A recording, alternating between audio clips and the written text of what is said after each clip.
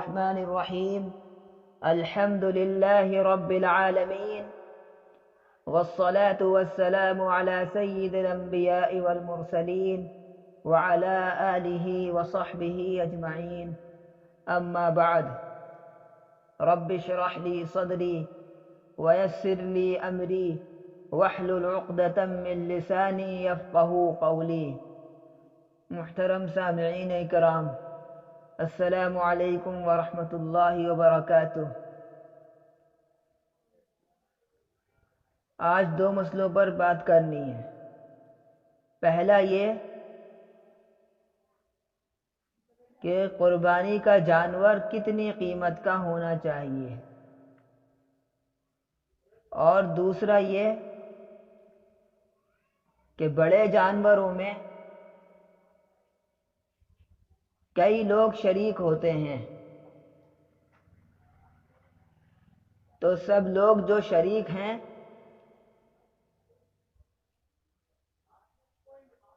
کیا ان کی نیت بھی ایک سی ہونی چاہیے،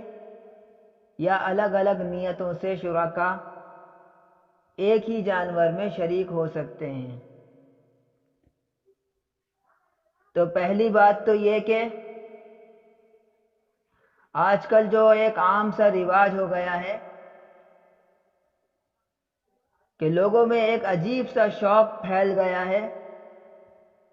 کہ زیادہ سے زیادہ اچھا دکھنے والا اور زیادہ سے زیادہ قیمت والا جانور لایا جائے تاکہ اس کو دیکھ کر محلے میں ایک شہرت کا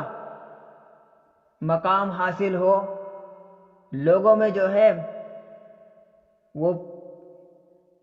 شہرت کمائی جائے، پوچھا پوچھی ہو، ادھر سے بھی لوگ دیکھنے آئیں، ادھر سے بھی دیکھنے آئیں، اور فوٹو کھینچ کھینچ کر اس کو موبائلوں پر لگایا جائے، فیس بک پر ڈالا جائے، واٹس ایپ پر لگایا جائے، اور تعریفیں بٹوری جائیں کہ ہم تو بڑا مہنگا جانور لے کر آئے ہیں۔ یہ نہایت ہی بے غیرتی کی بات ہے کہ عبادت کو شہرت کے لیے، شہرت کی نیت سے ہم عبادت تمام کی تمام برباد کر دیتے ہیں۔ اس چیز سے بچنا چاہیے۔ قربانی اللہ رب العزت کو بڑی محبوب ہے، اور ریاکاری اللہ رب العزت کو نہایت ہی ناپسند اور مبغوض ہے۔ تو لہٰذا ہمیں اس بات سے بالکل بچنا اور لوگوں کو بچانا چاہیے۔ بعض لوگوں کا خیال یہ ہے کہ جس جانور پر جتنی زیادہ قیمت لگی ہو ثواب اتنا ہی زیادہ ہوتا ہے۔ تو محترم بزرگوں، دوستو، یہ بات خاص طور سے یاد رکھنی چاہیے کہ ایک مناسب قیمت کا، مناسب قد و قامت اور صحت والا جانور لا کر پوری اخلاص، نیت کے اخلاص کے ساتھ اگر ذبح کیا جائے گا تو اس ریاکاری والے مہنگے سے لاکھ، 2 لاکھ، 3 لاکھ، 5 لاکھ والے جانور سے یہ چند ہزار والا جانور بہتر ہو جاتا ہے۔ اللہ رب العزت کے یہاں ہمارا تقوی اور نیتوں کا اخلاص پہنچتا ہے، اس کے یہاں یہ لاکھ، 2 لاکھ، 10 لاکھ، 20 لاکھ نہیں پہنچتے، کوئی خون اور گوشت نہیں پہنچتا اس کے یہاں، اور اس کو کسی کی ضرورت نہیں ہے۔ لہٰذا ہمیں اس بات کا خاص خیال رکھنا چاہیے، صرف ذبیحے کے معاملے میں نہیں بلکہ ہر عبادت کے معاملے میں اپنی نیتوں کا ہمیں جائزہ لینا چاہیے کہ ہماری نیتیں کہیں ہمارے عمل کو برباد تو نہیں کر رہی۔ اس بارے میں خاص طور سے دھیان رکھنا چاہیے۔ اور پھر اس سے زیادہ ایک بری بات اور ہو چلی ہے کہ لوگ مہنگے سے مہنگے، بڑے سے بڑے دکھنے والے جانوروں کو لا کر ان سے ان کی ویڈیو کلپ بناتے ہیں اور ان کا کوئی فلمی نام رکھتے ہیں۔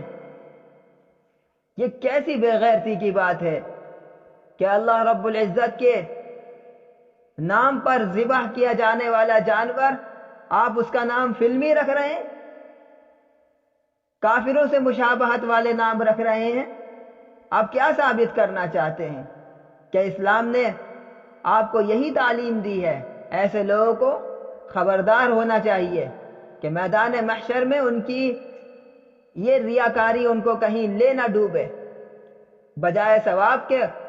ان پر کہیں عذاب نہ پڑ جائے، اللہ رب العزت کی طرف سے کہیں پکڑ کے فیصلے نہ آ جائیں۔ آج اللہ رب العزت نے مال و دولت عطا فرمایا ہے تو اس کا صحیح استعمال کریں، صحیح انداز سے استعمال کرنا چاہیے کہ اللہ تعالیٰ اگر دینا جانتا ہے تو وہ لینا بھی جانتا ہے۔ کتنے لوگ ایسے ہیں کہ جن کی شروعاتی زندگی بڑی اچھی گزرا کرتی تھی اور آگے چل کر وہ لوگ غریب اور قلاش ہو گئے، کتنے حکمراں ایسے ہیں کہ وہ فقیر ہو گئے، کتنے ملک کے سربراہ ایسے ہیں کہ وہ روڈ پر آ گئے۔ ہمیں یاد رکھنا چاہیے کہ اللہ رب العزت جب کسی کی بربادی کا فیصلہ کر دیتا ہے تو اس کو کوئی پھر آباد نہیں کر سکتا، اس کو کوئی نہیں بچا سکتا۔ تو قربانی اہم فریضہ ہے، اس کو ویسے ادا کریں جیسے اللہ رب العزت نے اس کی شرطیں متعین فرمائی ہیں، اس کو ویسے ادا کریں جیسے شریعت نے اس کے لیے احکامات جاری فرمائے ہیں۔ ریاکاری کی نیتوں سے یا کسی بھی بد نیتی سے یا کسی بھی بد عملی سے اپنی اس عبادت کو خدا را برباد نہ کریں اور دوسروں کی بربادی کا ذریعہ بھی نہ بنے کہ یہ دیکھا دیکھی لوگوں میں پھیلتا جا رہا ہے، اس کو دیکھ کر اس نے ایسا کیا، اس کو دیکھ کر اس نے ایسا کیا، اور بچوں کی تو بہت بڑی تعداد اس میں ملوث ہو جاتی ہے۔ ان کے تو بڑوں کے ذہن میں تو ہوتا بھی ہے کہ ریاکاری ہو رہی ہے، بچے تو سمجھتے ہیں شاید یہ لہو و لعب کے لیے ہو رہا ہے، یہ تو شاید غلط ہے ہی نہیں۔ یہ آنے والی نسل جو کل کو جوان ہوگی، خدا نہ کرے ان میں سے کسی کے ذہن میں یہ بات بیٹھ گئی کہ یہ کوئی چیز نہیں ہے، بس ایسے ہی ہے اور ٹھیک ہی ہے، تو ایسے تمام لوگ ان تمام لوگوں کی غلطیوں کا ذریعہ بن جائیں گے۔ اللہ تعالیٰ سبھی لوگوں کو اچھی نیتوں کے ساتھ اس عبادت کو انجام دینے کی توفیق عطا فرمائے۔ دوسری بات یہ کہ جانور کون سا لیا جائے، کہ کئی طرح کے جانور ہیں جن کی شریعت نے ذبح کرنے کی اجازت دی ہے۔ بھیڑ ہے، بکرا ہے، دمبا ہے، میڈھا ہے، اور آپ کا کٹرا بھی ہے، بھینس بھی ہے، اسی طرح سے اونٹ بھی ہے۔ تو کون سے جانور لیے جائیں؟ تو جو بھینس سے مشابہت رکھنے والے جانور ہیں، اونٹ وغیرہ، ان میں حصے 7 ہوتے ہیں، اور جو بکرے سے مشابہت رکھنے والے جانور ہیں جیسے بھیڑ ہے، اس میں حصے جو ہیں وہ صرف ایک ہی ہوتا ہے۔ تو حضرات علماء کرام فرماتے ہیں کہ بہتر یہ ہے کہ بکرے کی جگہ، ایک مہنگے سے بکرے کی جگہ ایک جو ہے بھینس نما جانور، بھینس، کٹرا وغیرہ، یہ لے لیا جائے کہ اس میں حصے زیادہ ہوتے ہیں، کہ زیادہ حصے ہوں گے تو آپ زیادہ لوگوں کو شریک کر سکتے ہیں، زیادہ ثواب کے حقدار بن سکتے ہیں۔ تو جن لوگوں کو وسعت ہے تو وہ لوگ بکرا لینے کے بجائے یہ والا جانور لے لیں، اس میں زیادہ ان کو ثواب ملے گا۔ دوسری بات یہ کہ بعض لوگ کہتے ہیں کہ بھائی میں اکیلا ہوں ایسا پوری فیملی میں کہ مجھ پر قربانی واجب ہے، باقی کسی پر واجب نہیں ہے، تو میں اس لیے بکرا لے لیتا ہوں۔ تو ایسے لوگوں کے لیے حضرات علماء کرام کی رائے یہ ہے کہ وہ پھر بھی جو ہے وہ بکرے کی جگہ کٹرا وغیرہ لے لے، اس کا وہ یہ کرے کہ وہ اپنا ایک حصہ لگا دے، باقی ایک حصہ نبی کریم صلی اللہ تعالی علیہ وسلم کی طرف سے لگا دے، ایک حصہ اپنے والدین کی طرف سے وغیرہ وغیرہ کی طرف سے لگا دے، تو نفلی قربانیاں جو ہیں وہ ان لوگوں کی طرف سے ہو جائیں گی اور اس کا جو ہے ثواب مزید بڑھ جائے گا۔ دوسرا مسئلہ یہ کہ بھینس اور اونٹ جیسے جانوروں میں 7 حصے ہوتے ہیں، یعنی 7 آدمی اس میں شریک ہو سکتے ہیں اور ہوتے بھی ہیں۔ اس کے بارے میں ایک بات خاص طور سے یاد رکھنی چاہیے حضرات علماء کرام فقہاء کرام فرماتے ہیں کہ یہ ساتوں کے ساتوں لوگوں کی نیتوں کا درست ہونا جانور کی قربانی کے صحیح ہونے کے لیے ضروری اور لازمی ہے. یعنی یہ ساتوں کے ساتوں آدمی جو اس میں شریک ہیں، ان سب کی نیت یہی ہونی چاہیے کہ ہم اللہ رب العزت کی قربت کے لیے، ہم عبادت کے لیے محض خدا اپنے رب کی خوشنودی حاصل کرنے کے لیے یہ قربانی کر رہے ہیں. اگر کسی کی نام و نمود کی نیت ہو گئی کہ میرا حصہ تو فلاں کے کٹرے میں تھا جو اتنا پیسہ والا تھا، اور اگر کسی کی نیت گوشت بیچنے کی تھی، تو اس ایک کی وجہ سے سب کی قربانی برباد ہو جائے گی. یاد رکھنا چاہیے جو لوگ اپنے جانوروں میں کسی کو شریک کرتے ہیں وہ اس بات کی پوری طرح سے جانچ پڑتال کر لیں کہ ہمارے تمام شرکاء کی نیت کیا ہے، کس نیت سے یہ لوگ شامل ہو رہے ہیں. ہر ایک شریک کے بارے میں پوری طرح سے جانتا ہو، کسی طرح سے بھی وہ اس بات کی جانچ پڑتال ان کو کر لینی چاہیے. سب کو یہ بات باور کرا دینی چاہیے کہ بھائی دیکھ لو، یہ عبادت ہے، اللہ رب العزت نے اس کے لیے شرط یہ بنائی ہے کہ اس میں قربت کی نیت ہونی چاہیے،